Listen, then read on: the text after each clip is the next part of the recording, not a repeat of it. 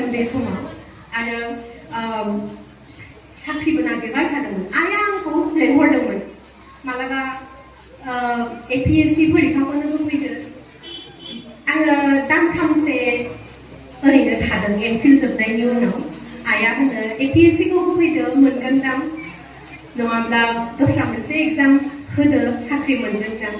खिन्थु आंना जायखौ इंराजियाव डिटारमिनेशन होनो थिरांथा मोनसे थांखि जुदि लायो थिरांथा जुदि लायो आरो बेखौ नोजोरनि सिगाङाव दोननानै बेसिमल' सहैनो थाखाय जुदि थांखि लाबाय थायो अब्ला मानसिया साक्सेसफुल जाया नङा जायो जाफुंसार जाया नङा जायो आं ओरैबो नायाखै APSC नाङा आंनो IAS मा खालामनो इउनिभार्सिटियाव फोरोंगोन कलेजाव फोरोंगोन सानसेखालि रन्जित शेखर मुसाहारि सारा आंखौ सोंदोंमोन दिल्लीयाव लोगो मोननायाव नों मानो IAS होआखै होननानै आं होननानै होआ IAS मानो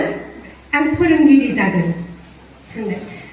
सारा बे बाथ्राखौ गोसोआव लाखिदों आरो उनाव गुबुन मोनसे मिटिंआव दिल्ली इउनिभार्सिटियाव बुंदोंमोन आं सासे आइजो लोगो मोनदों जायहा गुबुन जेबो सिमां गैया खालि फोरोंगिरि जानायनिल' सिमां